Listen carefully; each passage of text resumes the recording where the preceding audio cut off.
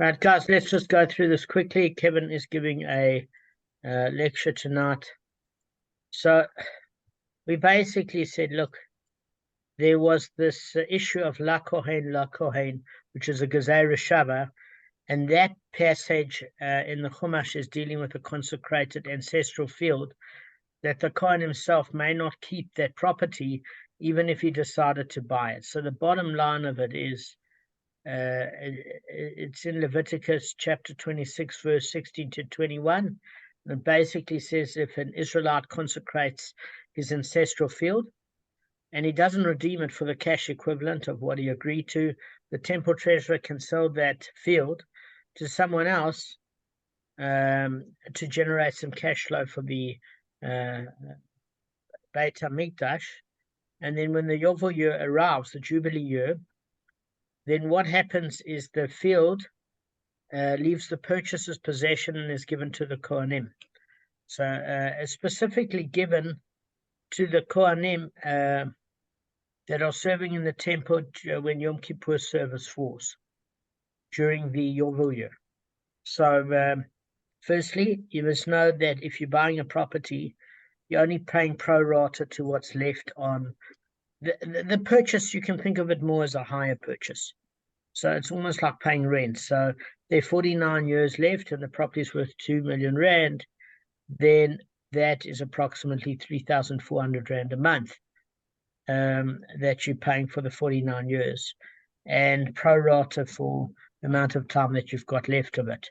So what happened is here, the Kohen decided, oh, it's pretty cool. I've worked out I'm going to be serving the Mishmar in the Yovel year, and therefore when it comes to it being sold on the notice board, he says, yeah, I'll buy it. And then he feels he's going to keep it and not share it with the other Kohanim of the Mishmar.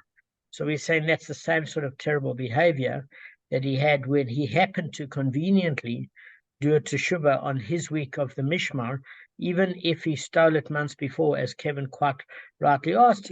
Kevin said, well, when do we learn our timeline? Well, whenever he makes teshuvah, because then he has to bring a ram for atonement, and he brings back the cow that he stole, for example. So he thinks he's going to keep it instead of sharing with the Mishmar his equivalent of the meat and hearts. He's lucky he's even getting that at all, because he's despicable. So the fact that he can share the meat and hearts with the other Kohanim of the Mishmar is something quite remarkably kind. Never mind he should keep it all. So we're saying both are the same. And we're saying, if you look at it, it's kind of simple that when a Kohen brings his own offering, doesn't matter what Mishmar's and duty, he's entitled to keep the meats and the hearts, because we show that sort of reverence to a Kohen.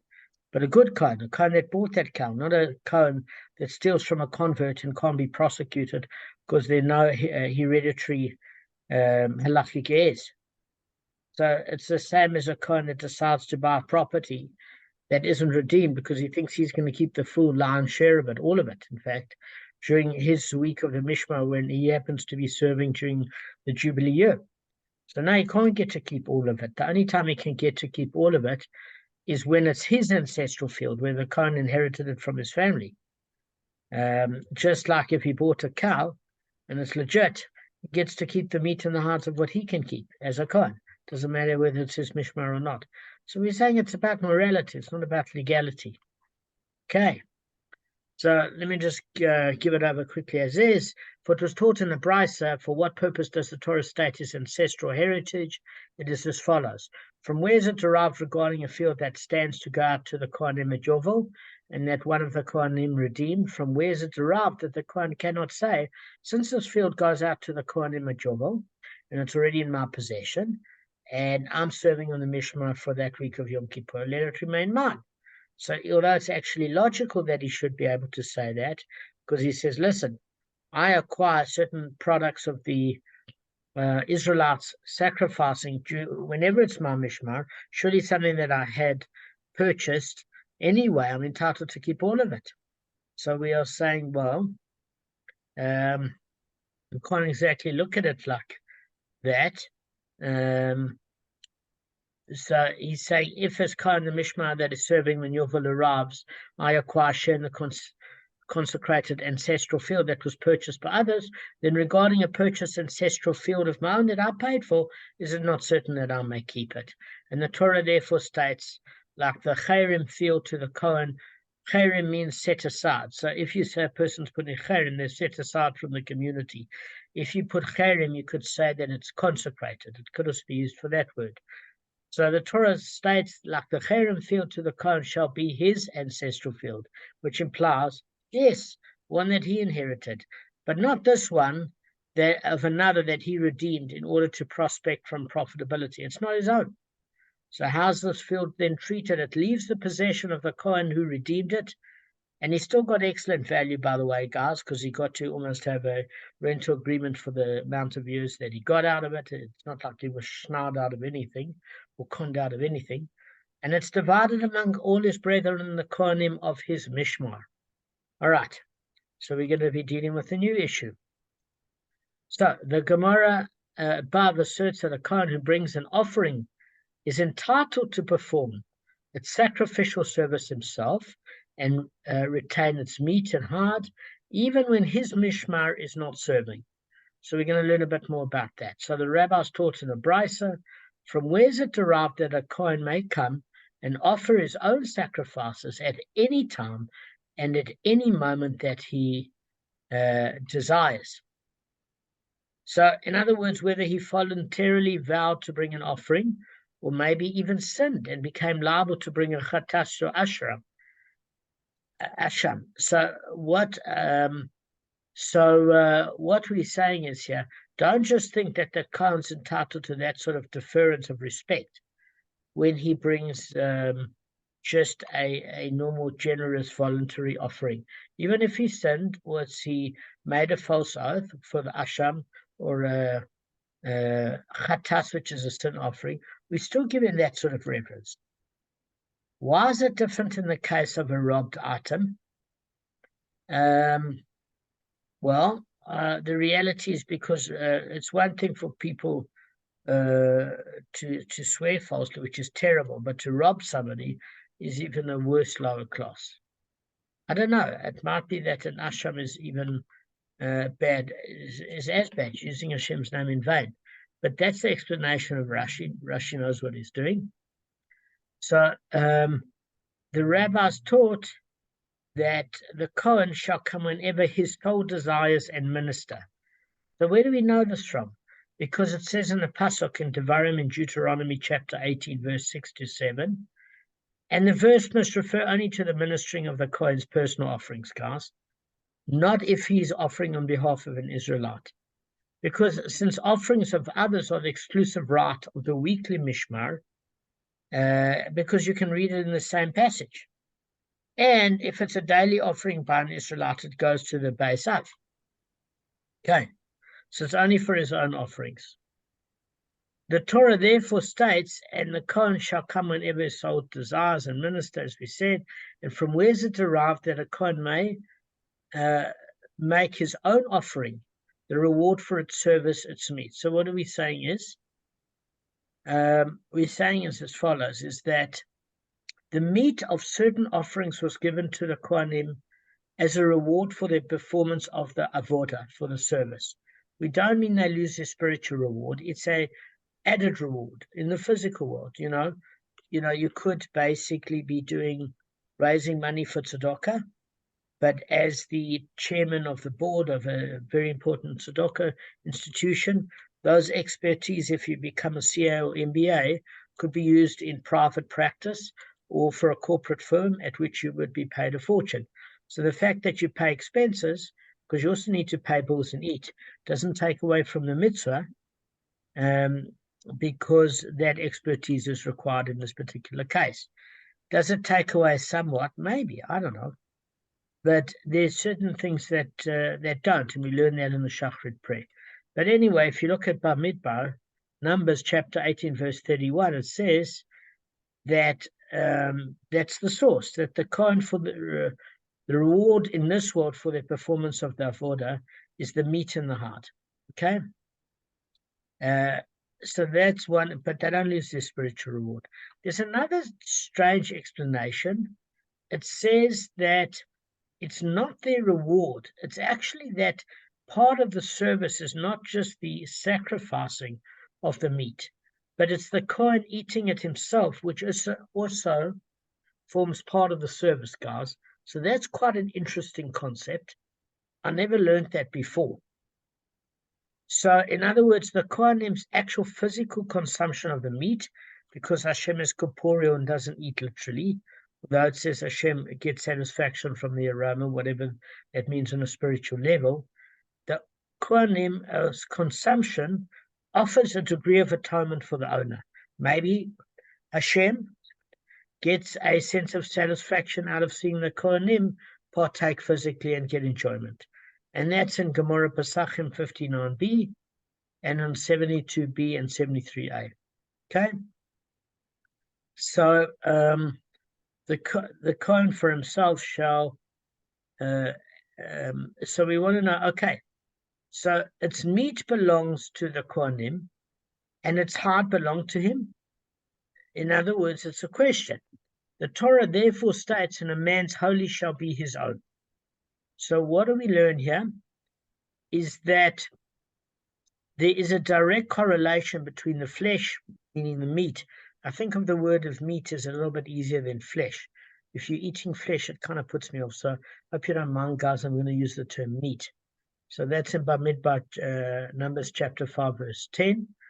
And there's a direct relationship, a correlation between benefiting from the flesh and heart of the Kohen's own offerings, because we're going to see how this applies. Okay, if the Kohen bought an offering that is blemished and unfit to make the offering himself, so what we are saying is here, not that the offering is blemished. This is where one has to go through the notes, because at first when I studied this, I thought to myself, how can you bring a blemished offering? So we say, no, for some reason the Kohen has got a blemish. Okay, I don't know what sort of blemish it is. This might have been at the time where Tzara applies, but then he wouldn't even be left in the camp. So it might be some other blemish that precludes him from doing the service. So if he's unfit to do the temple service, and what happens if he's fit to eat the offerings? Okay, because this question is in Vayikra chapter 21 and now verse 16 to 24. So what do we say here? If the Kohen who brought an offering himself was blemished and unfit to make the offering himself, as Rashi is saying that it's the Kohen that's blemished, he gives the offering to a Kohen of that week's mishmar to make it, but the reward for its service, meaning the meat and its heart, belong to the Kohen that is blemished. So in other words, if the blemished Kohen is actually, he doesn't have an eating disorder, he's fit to partake of the offering, we apply the verse, a man's holy shall be of his own, in this situation, according to Rashi. So even if the Kohen has got a physical blemish that makes him unfit to perform the avodah, he's entitled to keep the Kohen's portion of it. Now that is quite odd, because we learned before, what happens if the Kohen is in a state of impurity, tumah? So what we have to discern here is the difference between a physical blemish and a state of ritual impurity. They're two very, very different things. Okay? So if the Kohen is making a sacrifice for an Israelite, for an atonement, but he is in a state of tameh, impurity, he cannot make the service, nor can he benefit from his meats and its hearts. But if he's got a physical blemish, can still partake of the meat and the hearts, even though he can enact somebody else to do the actual sacrificial part. But the Gemara wants to know, okay, so what happens if you've got a Kohen who brought an offering, but that Kohen was old and sick, but he didn't have a blemish? Okay, so we're talking about an old, infirm Kohen who's technically fit to perform the avodah, but for some reason it doesn't suit his constitution to eat the meat of the offering. So in that case, what's the case? He can give it to any Kohen that he desires to make it, but the reward for its service, its meat, and its hide are given to the men of the Mishmar. Because since he owns the right to the avodah, the service, and he is halachically fit to perform it himself, in other words, he doesn't have dementia or Parkinson's, etc., but he's got maybe a compact gut syndrome or is too old to process meat, he can appoint any Kohen that he desires as his agent. Because if he's able to perform it, then he can elect an agent. If you're not able to perform it, you can't elect an agent. And that's in Yevamos 99b. And he can even choose an agent who is not in service for that particular mishmar for the week. So that is interesting. Okay. Now, another aspect is if the Kohen is infirm and unfit to eat the meat of his offerings, he can't appoint an agent for its consumption. That's according to Rashi. Why? In Gemara Nazir 12b, the only person who has the ability to perform a given act himself is empowered to appoint an agent to perform it in its stead. And since the Kohen can neither eat the meat nor appoint an agent to eat it, the meat is awarded to the men of the Mishmar. In other words, it's not a crime like robbery where it goes to all the Mishmar for that week, but only the base out for the Mishmar available on that day. So again, Kevin, just to summarize, is that the Kohen is fit to do the avodah, therefore he can pick another Kohen to do the avodah. But since he is not fit to eat the meat, he cannot pick an agent because he's not capable of fulfilling that agency himself for the consumption. And therefore it goes to the base up for that day. Do you get it? Because he's in a state of tumah. No. Because we're talking about something now different. Somebody that's old. So and infirmed, and he's not so mobile. He's infirmed. Yes, okay. In other words, In other words, for some reason, meat doesn't work with his constitution. But he doesn't have shakes, so he can halachically perform the avodah. He doesn't have dementia, he knows what's going on. So he can do it, and therefore he can get another Kohen to do that if he wants. Okay, if he wants, or he can do it because he won't enjoy the meat, and then it's not part of that. That's part of the avodah. It's enjoying for the meat. Otherwise, exactly. If he's forcing it and not, it's not part. He can't be eligible. So if it's bad for his health, or as you said, it's basically abhorrent to him, then he cannot even get an agent to eat the meat on his behalf of his favorite Kohen, one of his mates. Why? Because you can only select agency if you are fit to do it yourself. And therefore, it's given to the men of the Mishmar for that day, the base up for that day, not for the Mishmar of the week. So the Gemara analyzes this last ruling, and exactly as Kevin said, in this case of somebody that's old, doesn't have to be old, Kevin, he can just be sick. It could be a Kohen that meat doesn't agree with him for whatever reason during a certain period of time. So if he's fit to perform the service of sacrificing his offerings and eating it, then the reward for the service, the meat and its hide, should also be his. That's what the Gemara is asking. And if he's not fit to perform the service of sacrificing and eating his offering, then how can he appoint an agent of his choosing to perform its sacrificial service? So all it's saying is as follows here. Is firstly the Gemara, let's just deal with each issue. Is that if a Kohen is sick or infirm and he's fit to use the hides, you can't use them because we learned in Zavachim 98b, we discussed this on Saturday night. Any Kohen who has no share in the flesh does not have a share in the hides. It's there. So there's a direct relationship. So if he can't eat it, he can't wear it. Now, the Gemara uses this term service, avodah. What does it mean?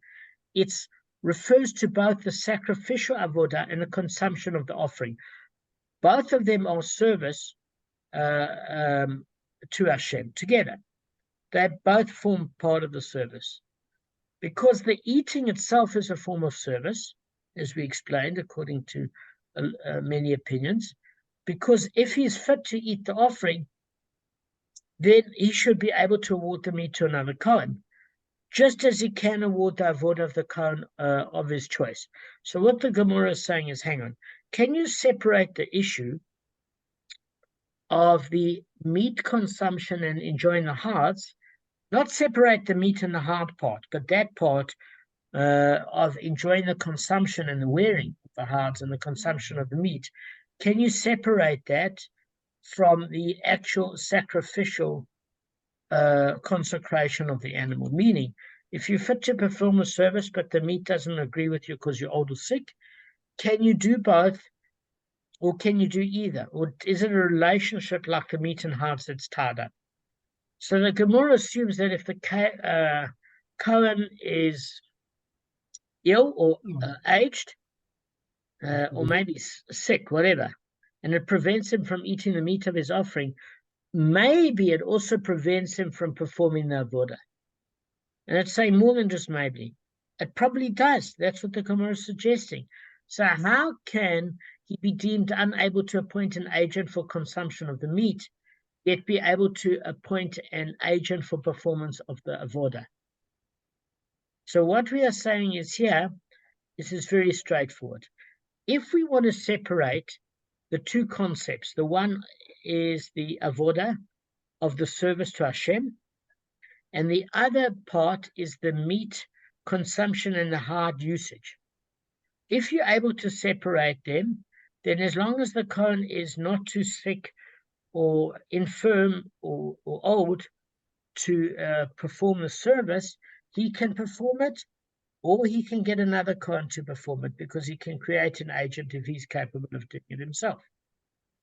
Okay, now we dealt with this issue with a mana. Do you remember where we said, if a mana, can a mana appoint agency to give him back money on a transaction? And our discussion was no, because he can't appoint an agent as a mana, so therefore the custodian doesn't owe the mana anything. And my discussion with you was that it's problematic, because surely one has to be responsible to take care of somebody that's mentally retarded or a mana, even if they have no agency to appoint you. It's the responsible thing to do. So I don't quite understand that. So what we are saying is here, because the Kohen can't eat the meat, whether he's old or sick, can he, and he can't appoint somebody then to eat it on his behalf, and it goes to the mishmar for that day, the base of, how can he appoint somebody to do the Kohen service? Can we separate the task of the avodah with the task of the eating, or is it one task? So the Gemara answers, Rav Papa said, the Brisa refers to one who is capable of performing the service, of sacrificing and eating his offering with difficulty. Meaning, even if he's infirm or sick, it doesn't prevent him entirely from doing the avodah and eating the meat. But both of these acts are difficult for him. So the first thing Rav Papa is doing is clarifying and saying, listen, it's not that the meat's going to kill him, it's going to be uncomfortable for him, and to do the avodah is uncomfortable for him. But he can still do it, even though with difficult. So Rav Papa is saying, with respect to the sacrificial service, where even when he does it with difficulty, it's considered a valid service, meaning it's not stated anywhere in the Gemara that the avodah has to be done with ease, by the way, guys. He's considered fit to perform the service himself, and therefore, if he's fit, he may appoint an agent of his choosing to do the service in his place. But with respect to eating, where he eats with difficulty, exactly as Kevin says, it constitutes an act of excessive consumption. Okay? And the law is that an act of excessive consumption is nothing. What do we mean it's nothing? It doesn't constitute an act of eating, and it's not considered fit that he perform it himself. Therefore, he can't appoint an agent and rewards for its service, for its meat and its hide, and therefore that part is separated, and he gives it to the men of the Mishmah for that day, the base of. So what we are saying, exactly as Kevin said, is excessive consumption means it makes him sick. Even the thought of it makes him sick. It doesn't even have to make him physical sick. That the forced intake of food, when he feels so satiated that he finds food actually disgusting and repulsive, okay, then that by an elderly or ill person, and certainly if it's meat, they're repulsed by it because their body doesn't crave the protein. So in Pesachim 76b, well, we're going to get to that separate part, but what we're learning up until now is you have to separate it, because nowhere in any of the Gemaras that says that if you sacrifice with difficulty, it's not a valid service. But if you're eating with difficulty, or it's disgusting to you, or it's repulsive in any way, that's not considered an act of joy of eating, as Kevin would say. And therefore, you can't partake of the meat. And you might say, well, let me leave the meat and enjoy the hearts. You can't. There's a relationship between the meat and the heart. So for the meat and the heart, you can't pick the Kohen there, because you can't do that yourself. Therefore, you can't pick the agency. And therefore, the hearts are given to the men of the Mishmah for that day, the base of. But because you can, if one is ill or sick, do the avoda, the actual service, then you can pick any Kohen you want, even not on duty in the Mishmar or the Beis Av, to do it on your behalf, since you technically can do it yourself. Now, we've got 7 minutes because Kevin has to go at 17 past. Is that? Yeah, it's 5 past. That's quarter past. Okay, so we've got 4 minutes. So, before I continue with my stuff, I would like Kevin to teach us. Okay, so just one thing from the upcoming parashiyot about where is it? Yeah, so I had it here. Sorry, man, I've got the marker here, the Chumash. It talks about going to war, and in terms of war, certain people are exempt, like a man who's recently got married, or a married man who planted a vineyard. I don't know, or a man who planted a vineyard, or could be married or single, and someone who has fear of fighting in the wars, even though Hashem guaranteed victory over the enemies, the Jebusites, the Canaanites, Girgashites, all those different nations. Because if somebody is fearful, it's going to spread negativity amongst the other soldiers, and they won't be motivated, and it might make them weak, and you don't want that against the enemy. And if somebody's just been married, especially in their first year of marriage, Shana Rishona, that's the most important part of a marriage, and they send a soldier home. They send him home. They don't want him to fight. And also, if somebody just planted a vineyard or fruit trees, he'll feel charota that he won't be able to enjoy the fruits, excuse the pun, of his labor. So they don't want people like that fighting in the wars. So I think the message can be that people must clear their mind and not focus on certain things if they have a major task at hand, like fighting in a war. Otherwise, they're not going to put their heart and soul into it. Amazing. So good. So what do you consider? Do you consider war of offense to be something where their heart's in it, or war of defense more? Well, these were the wars. You see, even though that's quite interesting, because these are the wars that Hashem said that Jews the nation of Israel must go and fight these nations, and then if they had emunah, they would win, and they destroyed all these nations. So why would this actually be relevant? Why would this, if even the guy wasn't motivated, but he still went to war, they would still win if they had emunah to defeat these nations. So It's actually quite interesting why it's even put in there. Yeah, it is interesting. Well, Kevin, thank you for teaching us. It's not the same if you don't, and that's why I wanted you to. Thank you. You didn't have to. It's just got a minute left. I have to sign off here. All right, so let's. But thanks. Pleasure, Arthur. You. When are you finished with your? Will you call me later?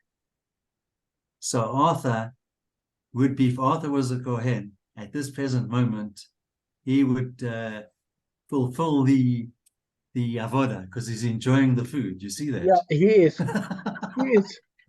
And he's. Hey, Gavin. Well,